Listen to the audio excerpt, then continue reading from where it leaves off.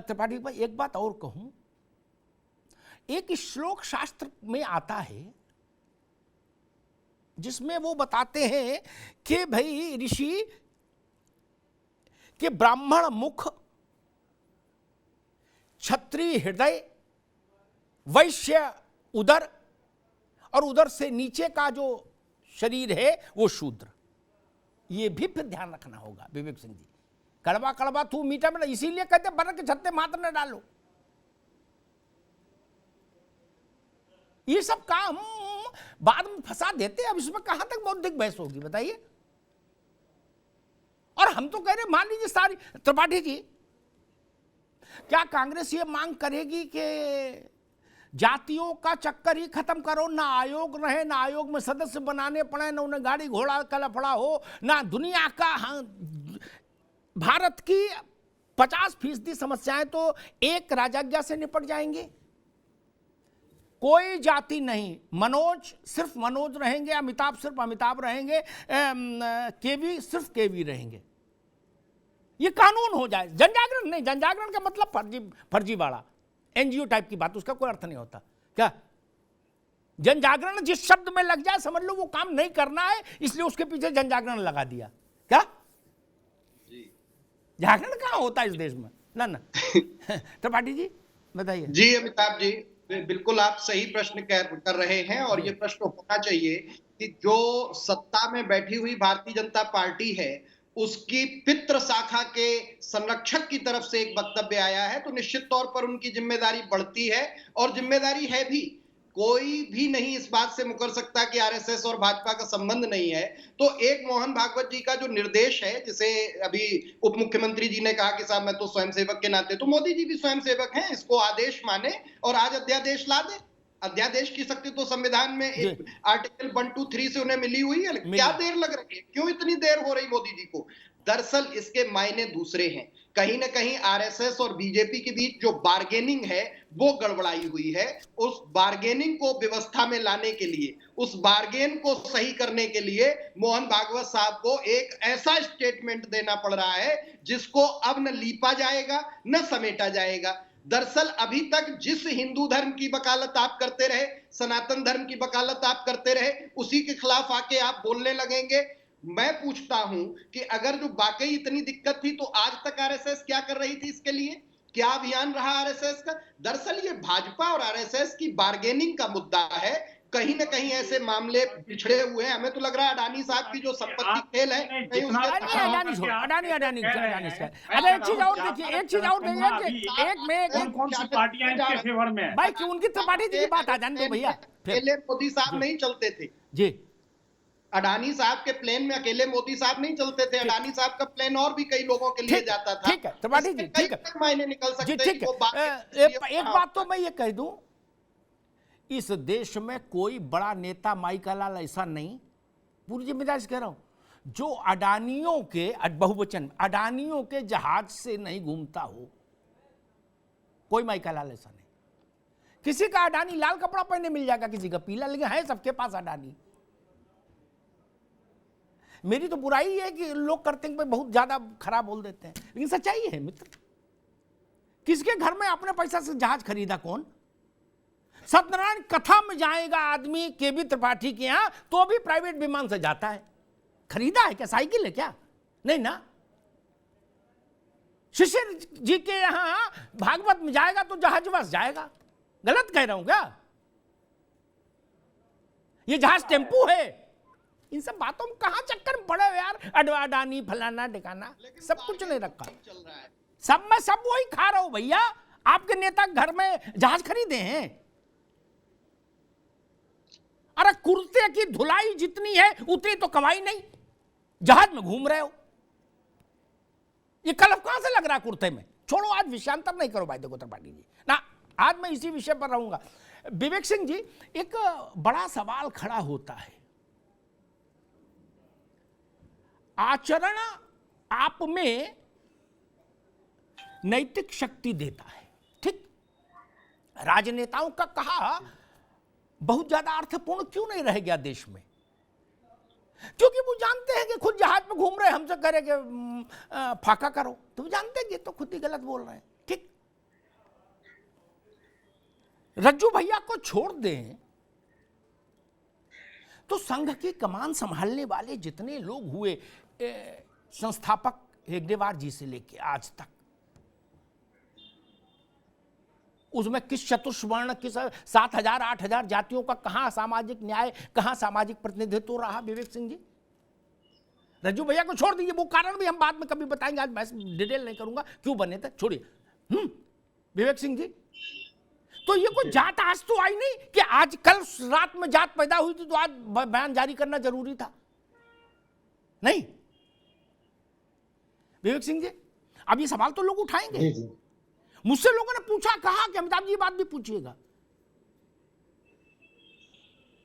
उस कुर्सी पर कोई दूसरा बैठा ही नहीं दूसरे वर्ण का। जी जी जी जी देखिए, बात इसमें यह है कि लगातार आप देख रहे होंगे और आप लगातार इस मुद्दे को उठा भी रहे हैं। पिछले कुछ दिनों से लगातार बात हो रही है कि कौन शूद्र है और रामचरितमानस में क्या लिखा है, तो उन सबको संदर्भों को देखते हुए मोहन भागवत जी ने बयान दिया है। देखिए, अगर हमें आपने बिल्कुल सही कहा, राजनीति में शुचिता होनी चाहिए, राजनीति ऐसी होनी चाहिए ताकि लोगों को लगे कि हाँ, राजनीति में जो है परिपक्वता है, शुचिता है, लेकिन उसकी आज कमी है। और बिल्कुल आपने ठीक किया, चाहे कोई भी पार्टी हो, सब पार्टी में अडानीज हैं और सब पार्टीज में अंबानीज हैं, और इसको साफ करने के लिए आपको कुछ तो करना पड़ेगा और वो दिखना भी चाहिए। लेकिन देखिए, जो आपने कहा कि यार क्यों इसका जो है एक बयान आया है, इसके अभी तो जाति नहीं बनी, और देखिए 7-8 हजार जातियां हैं, वो एक अलग मुद्दा है, किसको फायदा मिल रहा है, किसको फायदा नहीं मिल रहा है। लेकिन ये लगातार जो कुछ दिनों से चल रहा है, खास करके जो कुछ नेता है उनके माध्यम से बताया जा रहा है कि रामचरितमानस का गलत जो है उसका अर्थ निकाला जा रहा है, लोगों को भ्रमित किया जा रहा है, उन सबको देखते हुए उनका एक बयान आया है। और देखिए, इन्होंने बयान में उन्होंने बिल्कुल स्पष्ट किया है कि देखिए, हमें जो अच्छा किया है, भाई हमको देखो, सबको पता है कि विवेक जी, ना, अगर ब्राह्मण को कहा, पंडित के माने ब्राह्मण है, ब्राह्मण, तो भी गलत, और अगर पंडित के माने विद्वान है तो भी गलत। अरे क्या विद्वान गलत है क्या? विद्वान होना गलत है? विद्वान है तो दुनिया टिकी है। जी बिल्कुल बिल्कुल। तो लांछित क्यों करो भाई? मैं, मनोज जी कुछ कहना चाह रहे थे, बताओ भैया। 10 सेकंड, केवल 10 सेकंड। जी अमिताभ जी, केवल 10 सेकंड में लूंगा। देखिए, इन्होंने जो है, बिल्कुल आपने सही कहा कि हम जो विद्वान है उसका सम्मान करना चाहिए, और राजा का सम्मान तो सब जगह नहीं होता है, लेकिन विद्वान का सम्मान सब जगह होता है। लेकिन इन्होंने विद्वान के संदर्भ में नहीं कहा है, ऐसे जो, क्योंकि जाति परंपरा की बात हो रही थी, और जाति विद्वान भी नहीं कहा, ब्राह्मण भी नहीं कहा, तो क्या कहा फिर? ननकू रजाक बोले थे क्या? देखिए, उसके संदर्भ को देखना पड़ेगा, उन्होंने किस संदर्भ में बात किया है, महाराज, ठीक। राजीव गांधी, कांग्रेस से पूछो जाके, आज तक अकेले में रोते हैं। राजीव गांधी ने एक लाइन बोल दी थी, इंदिरा जी की मृत्यु विशेष परिस्थिति थी, देश में दंगा हो रहा था, उन्होंने कह दिया भाई बड़ा पेड़ गिरता धरती हिलती है। कोई बहुत गलत बात भी नहीं की, धरती हिलती है क्या? आज तक भुगत रहे हैं, पूछो जाके कांग्रेस से। क्या उन्होंने भी 40 खंडन जारी किए थे बाद में कि मेरा मतलब ये है, उसके क्या मतलब? मनोज जी कुछ कह रहे थे? मैं ये कह रहा था कि आपने जिक्र चित्त पावन ब्राह्मण हैं, आपको भी पता चित्त को पावन कर देते हैं, लेकिन उसमें एक महत्वपूर्ण बात यह है, हम बीजेपी को हमेशा डेवलपमेंट, बेरोजगारी की पिच पे बहस करना चाहते थे। बीजेपी हमको घसीटती थी अपनी पिच पे, साहब आओ ऑस्ट्रेलिया वाली पिच पे खेलो जो धर्म वाली है, इस पे बड़ी बाउंसर पड़ती हैं। जब हम इनकी पिच पे चले गए तो सब के सब असहज हो गए, अमिताभ जी सब असहज हो गए, और सिर्फ एक ही लाइन पूछ रहे जिसका जवाब बीजेपी नहीं दे पाई, धर्माचार्य नहीं दे पाए, लेकिन आदरणीय मोहन भागवत जी ने दे दिया, और बड़े प्यार से दे दिया। इसीलिए हम कहना चाह रहे हैं कि आप अगर डेवलपमेंट पे बहस करोगे तो कुछ नहीं होगा, 2-4 सवाल ऊंचे नीचे आंकड़ों के साथ हो जाएंगे। कभी हिंदू गवर्न नहीं होता है, इस बात को समझिए।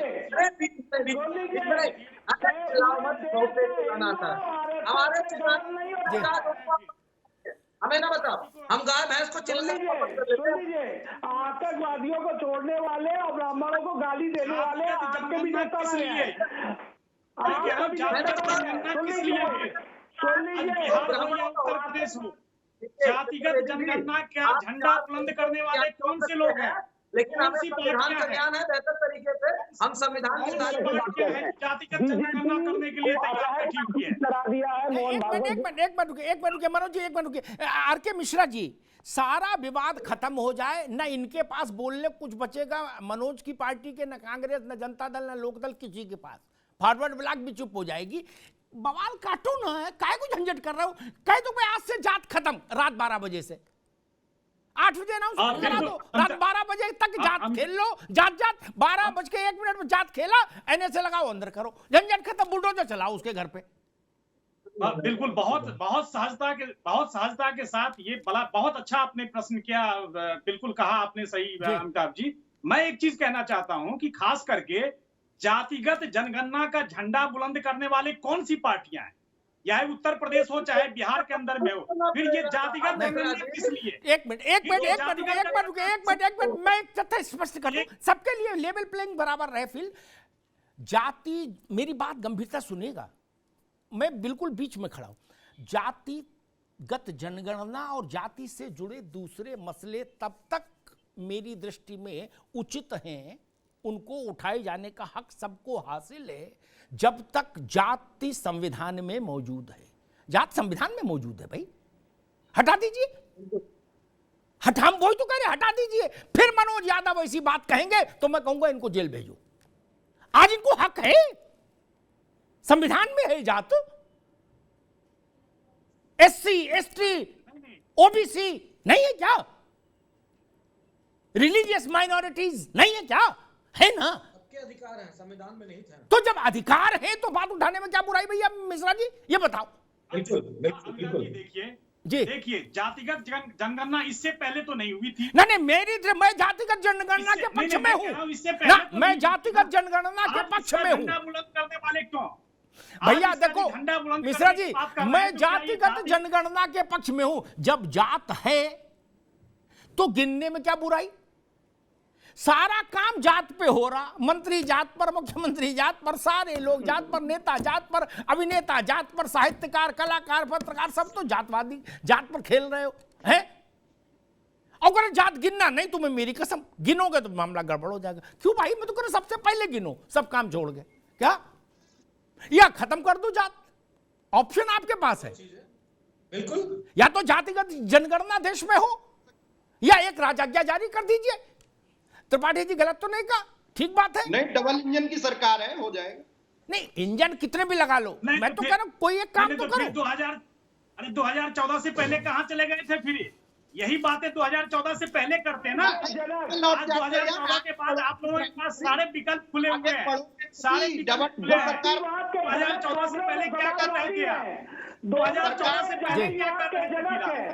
उस समय भी तो बात करते हैं, 2014 से पहले भी तो बात करते हैं त्रिपाठी जी, और उसके बाद भी पहले भी बात करते हैं, पहले क्यों किया? उससे पहले भी बात करते हैं, तो फिर बात समझ में आती, पन्ना झाड़ रहे हो, मोहन भागवत जी से भी झाड़ रहे हो, उनसे तुम्हारा कोई लेना देना नहीं है।